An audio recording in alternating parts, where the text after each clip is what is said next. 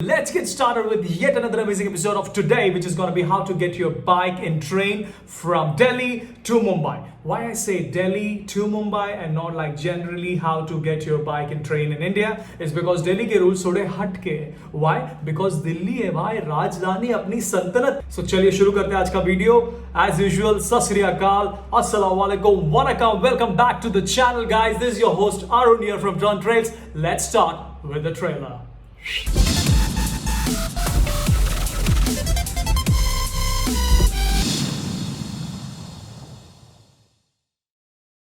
और स्टार्ट करने से पहले मेरे सभी दोस्तों को जिन्होंने हाल ही में ईद मनाया, ईद मुबारक भाइयों. और बिरयानी मिस किया मैंने, कोई बात नहीं, लॉकडाउन खत्म होगी, हम लोग आपके घर पे आएंगे एंड हमेशा की तरह आपका दोस्त तोड़ के जाए. मैं प्लान कर रहा हूँ कि ये वीडियोस को 3 डिफरेंट पार्ट में मैं डिवाइड करूँ. फर्स्ट पार्ट में आई विल टॉक अबाउट कि कितने ऑप्शंस है आपके पास अपना बाइक दिल्ली से मुंबई लाने के लिए ट्रेन में. Second we will talk about कि क्या प्राइस होगा और क्यों वो डिफरेंस है प्राइसेस में within different options that we have. और थर्ड होगा थोड़े टिप्स और कुछ चीजें जो आपको याद रखना जरूरी है वरना कुछ गड़बड़ हो सकता है. चलिए फर्स्ट टॉपिक में चालू करते हैं कि कितने ऑप्शंस है हमारे पास. और ये ऑप्शन मैं उन्हीं लोगों की बात कर रहा हूँ जो खुद स्वयं होकर जाएंगे रेलवे स्टेशन में. लाइक निजामुद्दीन में मैं गया था to get my bike from Delhi to Mumbai. So वैसे अगर आप लोग देखने वाले हो कि मतलब आपको खुद ही को जाके करना है and all that, then these are the options for you. So एक तो आप अपना रेलवे ऑफिसर से बात कर सकते हो. जैसे वहां पे जाओगे तो रेलवे का पार्सल ऑफिस होगा, तो पार्सल ऑफिस में कुछ अलग अलग काउंटर्स होंगे और वो काउंटर्स में 2-3 स्पेसिफिक काउंटर्स होंगे जो सिर्फ बाइक और इसका डील करता होगा.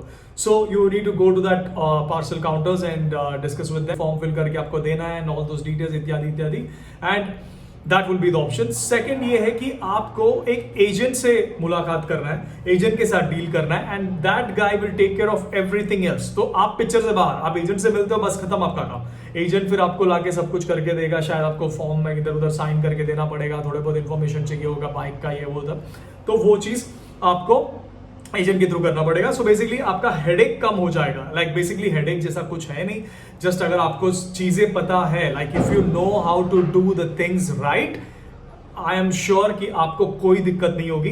मैंने वो रिसर्च कर लिया है and I wanted to share with you guys so that मुझे चाहिए था कि आप लोगों को तकलीफ से या आप लोगों को पहले से पता हो, सो यू आर प्रिपेयर्ड. सो उसी बात पे चलो हम लोग आगे बढ़ते हैं अपने सेकंड टॉपिक पे, that is price and the difference. पहले तो मैं रेलवे ऑफिस के बारे में बात करता हूँ कि अगर हम लोग रेलवे ऑफिसर से डायरेक्टली बात करते हैं, डायरेक्टली डील करते हैं, तो क्या प्राइस होगा. प्राइसेस को मैं डिफरेंट इसमें डिवाइड करता हूँ. पहला जो दिल्ली से मुंबई का बाइक का चार्जेस होगा वो 2,000 रुपए प्लस आपको अपने बाइक का आज के डेट का मार्केट वैल्यू. सो बेसिकली 80,000 मेरे बाइक का ओरिजिनल प्राइस है the day when I bought it. फिर 4 साल बाद जब मैंने इसको बाइक को दिल्ली से मुंबई लाने की कोशिश की, वो टाइम पे डेप्रिसिएशन के साथ बाइक का हर एक साल के बाद उसका एक डेप्रिसिएशन अमाउंट होता है, जैसे कि 10,000 तकरीबन, वो कटते जाता है उसमें से और वो बनती है उसकी मार्केट वैल्यू. लाइक आपने 80,000 में बाइक लाया, अगले साल 10,000 कट गया 70,000, उसके बाद 10,000 कट गया 60,000. तो ऐसे करते करते मेरे 4 साल के बाद मेरे बाइक का वैल्यू हो गया 40,000 रुपए. अब 40,000 रुपए जो है उस पे रेलवे चार्ज करेगी आपको 1%, लाइक 1%. सो 40,000 का 1% is around 400 rupees. So flat price 2,000 rupees of getting your bike from Delhi to Mumbai. Second 1% on current market value of your bike. Third आपको 200 से 300 रुपीज रफली देना पड़ेगा पैकिंग के लिए.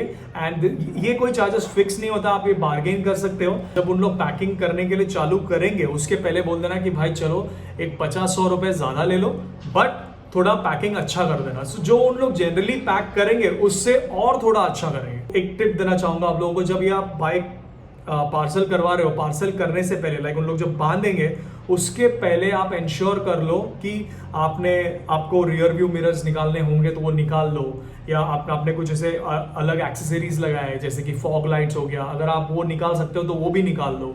लाइक मेजॉरिटी ऑफ द चीज जो आप निकाल सकते हो अपने बाइक से, जो भी एक्सेसरीज आप वहां से अनप्लग कर सकते हो, लाइक यूएसबी चार्जर, ये सब चीजें आप निकाल सकते हो. तो निकाल के अपने साथ फिजिकली लेके जाइए rather than keeping it on the bike. So हम लोग टोटल प्राइस की बात करेंगे रेलवे ऑफिस में. अगर आप डायरेक्ट अप्रोच करते हो तो है 2,000 flat price, 400 8% on current market value, फिर 300 रुपए आपका पैकिंग चार्जेस, तो हो गया 2,700 रुपए, 3,000 रुपए तकरीबन पकड़ के चलना। 3,000 जो हम लोग ने तकरीबन पकड़ा था रेलवे ऑफिस का, जहां पे हम लोग रेलवे ऑफिस से डायरेक्ट बात करते तो हम लोगों को जो होता है उसके जगह पे हो जाएगा ये 4,000 अगर हम लोग ने एजेंट के थ्रू किया।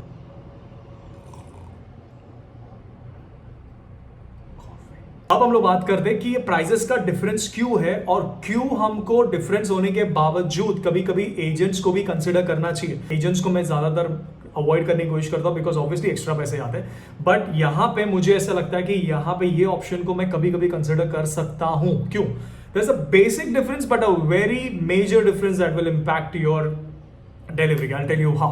So रेलवे के साथ हम लोग जब बुकिंग करते हैं, फॉर एग्जाम्पल अभी समझो अरुण गया, अरुण ने अपना बाइक बुकिंग वहां पे कर दिया और रजिस्टर होने के बाद उन्होंने लेके आके रख दिया प्लेटफॉर्म में, ठीक है। अब उसके बाद अरुण के आगे भी ऐसे 10-15 जन थे, उन्होंने भी अपना बाइक या जो भी सामान है सब लेके आके वहां पे वो प्लेटफॉर्म में रख दिया, बट मेरे आगे उन लोग, ठीक है, लाइन में है अभी हम लोग, साहिल या कोई और आए मेरे बाद और उन्होंने भी अपना बाइक बुकिंग किया और सब कुछ वही प्रोसीजर फॉलो किए और लाके उन लोगों का उनका भी बाइक सब कुछ होने के बाद उनका भी बाइक लेके आके वो प्लेटफॉर्म में लगा दिया गया जहां पे गाड़ी आने वाली है और पार्सल बॉक्स के सामने। अब साहिल का बाइक होगा मेरे पीछे बिकॉज आप कतार में, हिंदुस्तान में पर आप कतार में, ठीक है, समझ रहे हो ना। रेलवे ऑफिस के पास आप डायरेक्टली जाते हो तो ये उनका प्रोसीजर हुआ।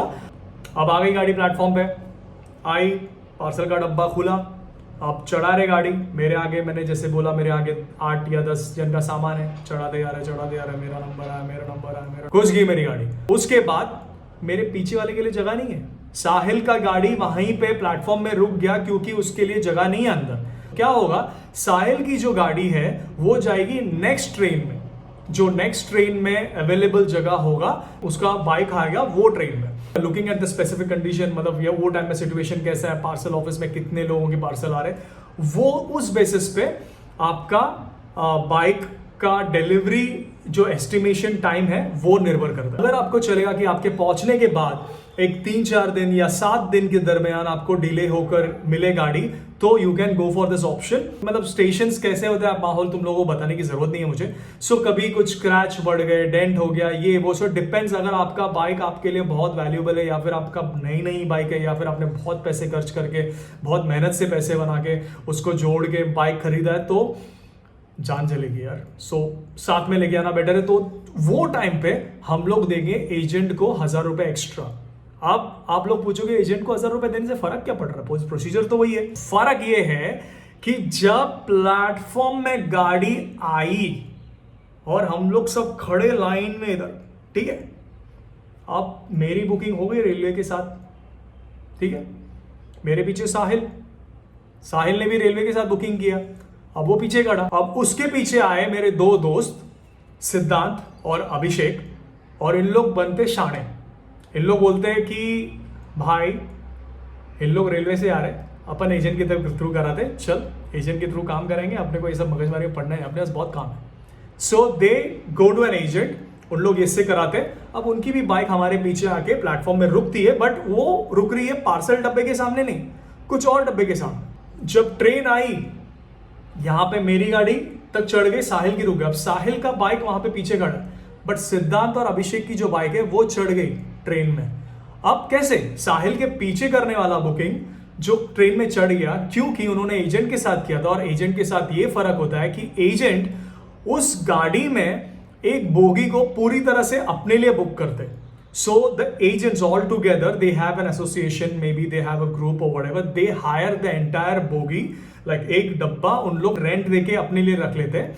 So उनके पास जो भी जाते हैं उनको प्रायोरिटी बेसिस में वो डब्बे में लिया था। So it is only for the agents. Basically मेरे साथ लक था कि मेरे पैसे बचे और मेरी गाड़ी भी निकल गई, बट साहिल के साथ वो लक नहीं था। That's the entire concept which happens between agent and the railways. और वो लेके आता है हमको इस वीडियो के थर्ड सेक्शन में, that is the important pointers जो आपको अपने ध्यान में रखना है। सो आपको याद होगा कि मैंने बोला था स्टार्ट ऑफ द वीडियो में कि दिल्ली से गाड़ी भेजने में और बाकी जगह से गाड़ी भेजने में बहुत फर्क है, या फिर एक बेसिक फर्क है।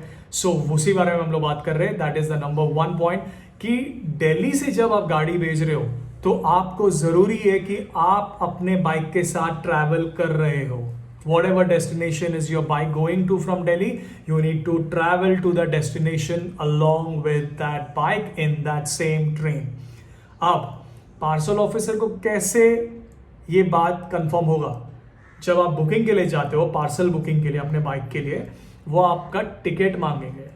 वो ट्रेन में जो आप ट्रैवल कर रहे हो वो ट्रेन का टिकट मांगेंगे।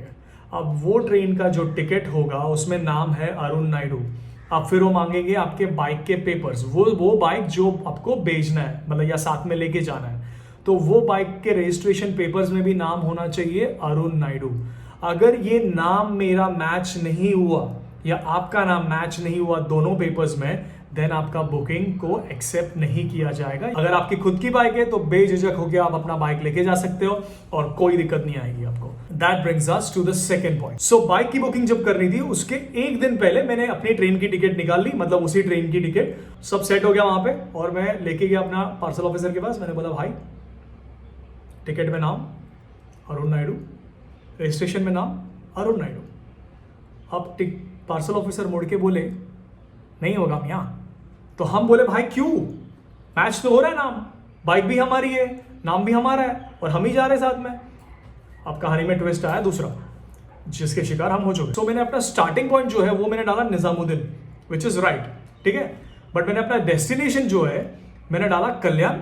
ऑब्वियसली मैं उधर के घर जा रहा था, सो कल्याण का पॉइंट तक मैंने लिया। मैं बोला आगे तक का क्यों डालू, बिकॉज ऑब्वियसली फेयर थोड़ा ज्यादा हो जाएगा, तो मैंने कल्याण तक का लिया। अब ट्विस्ट ये है कहानी में कि पार्सल के जो डब्बे हैं वो स्टेशन पे नहीं खुलेगी जहां पे ट्रेन आपका रुकता है। So for example Nizamuddin express जो थी जिसमें मैं ट्रैवल कर रहा था, वो कल्याण में भले रुकती है, उसका स्टॉप है कल्याण में, बट वो कल्याण में उसका पार्सल का जो डब्बा है वो नहीं खुलेगा।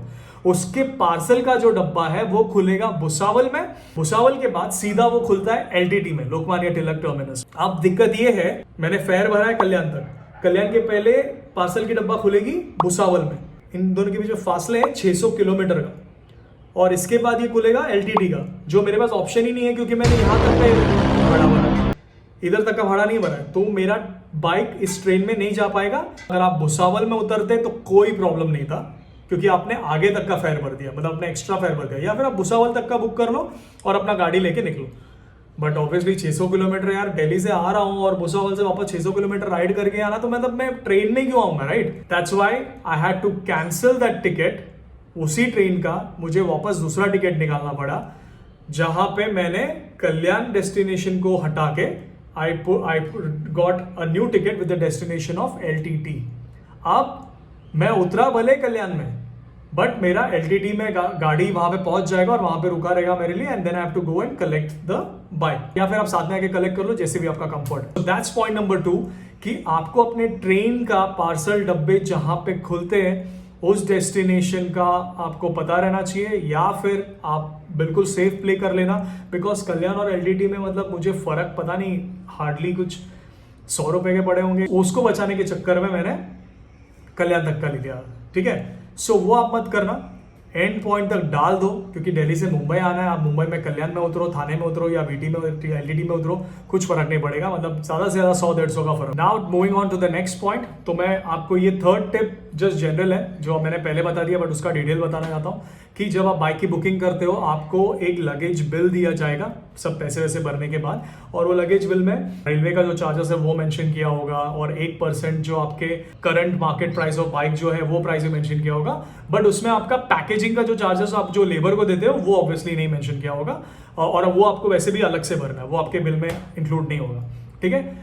और ये जो लगेज बिल है ये आपको कलेक्ट करके संभाल के रखना भाई, फोटो ले लेना, डिजिटल में अपलोड कर देना, बट फिर भी संभाल के रखना, जेरोक्स ले लेना, जो भी एक कर रखना कॉपीज अपने पास, बिकॉज ये लगेज बिल आपको लगेगा जब आप अपना बाइक कलेक्ट करने जाओगे एलटीटी से या कोई भी डेस्टिनेशन से, ठीक है। तो आपको ये बिल बहुत ही संभाल के रखना है, प्लस आपका जो खुद की टिकट है जो आप खुद के लिए ट्रैवल करने के लिए ले रहे हो वो टिकट भी आपको संभाल के रखना है, बिकॉज लगेज बिल के साथ आपका ट्रैवल टिकट भी आपको वहां पे पार्सल ऑफिसर को डेस्टिनेशन में, मतलब जो पॉइंट से आपको गाड़ी कलेक्ट करना है वहां पे भी दिखाना पड़ेगा। सो ये दोनों चीज आप याद रखना, ये दोनों टिकट आपके पास होना बहुत जरूरी है, नहीं तो पंगा हो जाएगा। पॉइंट नंबर 4, सो आपको ये याद रखना है कि जिस समय आपकी गाड़ी उतारी जाएगी फॉर एग्जाम्पल LTT में, मतलब जब भी आपकी ट्रेन पहुंच जाती है वहां पे, समझो 2 बजे दोपहर को पहुंच गई ट्रेन वहां पे LTT में, ठीक है, तो 2 बजे उतार दिया इन लोगों ने। अब 2 बजे से 8 बजे तक मतलब 6 घंटे का बफर मिलेगा आपको जाके अपना बाइक कलेक्ट करने के लिए। अगर किसी भी कारण की वजह से आप नहीं जा पाए उस 6 घंटे के दरमियान, 6 घंटे के बाद आपको हर एक घंटे का, like every hour your bike is being parked at the railway station, आपको ये हर एक घंटे का 10 रुपीज पार्किंग फीस या पार्किंग फाइन बोल लो, आपको वो भरना पड़ेगा। सो थर्सडे दोपहर 12 बजे के आसपास मैं उधर गया था कल्याण स्टेशन में, और ट्रेन पहुंची 2 बजे के आसपास LTT में, और वहां पे उतार के बाइक को खड़ा कर दिया। सो मेरे पास बफर था 8 बजे तक रात का, अब मैं जाके कलेक्ट कर सकता था और कोई मुझे चार्ज नहीं लगता, सिर्फ मुझे लगेज बिल जैसे मैंने बोला प्रेजेंट करना था, अपना ट्रैवल टिकट प्रेजेंट करना था, and then I would have taken the bike and got out of it. मैं गया उसके अगले दिन, लाइक फ्राइडे को 12 बजे तक मैं पहुंचा। सो बेसिकली 15 घंटे या 16 घंटे का एक्स्ट्रा चार्ज लगा मुझे, सो अराउंड 160 रुपीज। वो फाइन देने के बाद मुझे ऑब्वियसली अपना लगेज बिल, अपना ट्रैवल टिकट, ये सब प्रेजेंट किया। वो अपने डायरी में देख के बताएंगे कि कौन से प्लेटफॉर्म में आपकी गाड़ी खड़ी हुई है। सो आपके साथ एक बंदा आएंगे, वो प्लेटफॉर्म में जाना, आपको अपना बाइक लेके आना है वो प्लेटफॉर्म से पार्सल ऑफिस में। वहाँ पे उन लोग पूरा बाइक को अनकवर करेंगे, सब चेकिंग वेकिंग होता है, वहाँ पे पुलिस वाले होते हैं, वो आपका बाइक को चेक करेंगे। वो सब होने के बाद बस आपको दिया जाएगा एक गेटवे पास, जो आप गाड़ी लेके निकलो तो आपको बाहर गेट पे वो दिखाना पड़ेगा सिक्योरिटी को, बस खत्म। टिप नंबर 5, सो जब भी आप गाड़ी चूज कर रहे हो to come from Delhi to Mumbai, my suggestion would be कि आप वैसे गाड़ी सेलेक्ट करना जो दिल्ली से शुरू होता हो। ऐसे गाड़ियों को सेलेक्ट मत करना जो पीछे से आ रहा है और आप वहाँ उस पर बैठ के निकल रहे हो। वाई? बिकॉज जब गाड़ी पीछे से आएगी, जाहिर सी बात है कि पीछे से जो आ रहे हैं उन लोगों के पास भी पार्सल होगा, उन लोग भी अपना कुछ डिलीवर करा रहे होंगे। इस वजह से ऐसे ना हो कि आपके बाइक के साथ ज़्यादा वेयर एंड टेयर हो जाए, बिकॉज जितनी ज़्यादा सामान होगी ऑब्वियसली उतनी बार पार्सल के डब्बे खुलेंगे, जितने ज़्यादा बार पार्सल के डब्बे खुलेंगे उतना वेयर एंड टेयर होगा, थोड़ा धक्का वक्का एडजस्ट करने के लगेगा, तभी कुछ ना कुछ तो हार्म हो ही सकता है, मतलब प्रोबेबिलिटी बढ़ जाएगी। ऐसा नहीं है कि होगा ही, बट प्रोबेबिलिटी बढ़ जाएगा। सो ऐसे ट्रेन्स को चूज करना, वही पॉइंट से स्टार्ट हो जहां से आप निकल रहे हो, और आपके डेस्टिनेशन तक वो ज्यादा स्टॉप्स ना ले, क्योंकि वो जितना ज्यादा स्टॉप्स लेगी उतने बार पार्सल के दरवाजे खुलेंगे, उतना आपको आपके बाइक को तकलीफ होने के चांसेस है। ये इन्फॉर्मेशन आपके साथ शेयर करना था, बिकॉज जब मैं ये प्रॉब्लम से जा रहा था, लाइक अलग अलग प्रॉब्लम्स मैं फेस कर रहा था ये बुकिंग करते वक्त, तो मुझे तभी लगा कि इसमें बहुत सारे फैक्टर्स है जो मुझे आप लोगों के साथ शेयर करना चाहिए, सो दैट आप जब आप अपना ट्रिप प्लान कर रहे हो, so you should be aware of it and you should ensure that you going with the right information and to the right place and with the right things. So इसीलिए मैंने आपके share किया। अच्छा लगा तो लाइक ठोको, आपको लग रहा है कि मैं बकवास कर रहा हूँ, आपको नहीं अच्छा लगा तो डिसलाइक ठोक दो, कुछ भी ठोको, पत्थर मारो या फूल बरसाओ, पर करो। एंड गाइस, रिसेंटली हमारे चैनल ने 2000 सब्सक्राइबर्स का माइलस्टोन अचीव किया है। आई नो 2000 नंबर सुन के बहुत छोटा लगता होगा, लाइक जब ये स्पेशली मिलियंस का ज़माना है, बट देन जब मैंने ये चैनल चालू किया था जीरो से, सो वो टाइम पे मेरे लिए 2000 मतलब ऐसे एक ड्रीम हुआ करता था। I am so thankful for all the support and motivation and love that you guys are giving to my channel and the work, and thank you so much guys. You guys have no idea how much I appreciate this and how much you guys play an important role in ensuring that my life is what it is today. Also special mention to all the people who had given me suggestions like ज़्यादा मुझे हिंदी में बात करना चाहिए so that I could connect with my audience and channel का growth भी बढ़े, so thank you so much। और यही बात को मुझे मेरे भाई ने कुछ अराउंड 2 साल पहले बताए थे, बट घर की मुर्गी बोलते ना वो दाल बराबर, तो वो हिसाब से मैंने छोड़ दिया। अब मुझे ज़्यादा सब्सक्राइबर्स के इसी बात पे कमेंट्स आ रहे, तो मुझे समझ में आ रहा है कि yes there is a valid point that people are making, वो भी मैंने इंग्लिश में बोला। So that's what I'm gonna try। थोड़ा हिंदी में 19-20 हो गया तो संभाल लेना, क्योंकि हिंदी ऑब्वियसली अच्छी है बट शुद्ध हिंदी नहीं है, दिल्ली वालों की हिंदी नहीं है अपनी, ठीक है, तो थोड़ा मुंबई में हिंदी होगा ऑब्वियसली, तो संभाल लेना। जो भी ये गड़बड़ है, खींचना है तो प्यार से, ठीक है, कमेंट सेक्शन में जो भी है करो। So thank you guys, thank you so much for all the suggestions including this one that I mention और and the many more which I have not mention. So thank you so much. ऐसे ही साथ रहना, ऐसे ही साथ निभाते रहना भाई, और इस चैनल को हम लोग लेके जाएंगे बहुत आगे, ठीक है? All said and done, that brings us to an end of this informative vlog. Please do subscribe to my channel if you're new here and ring the bell icon so that you get notifications when I release new vlogs. Until I see you next with some more awesomeness your way, you know what to do. Keep exploring, keep learning, because that's the way to grow.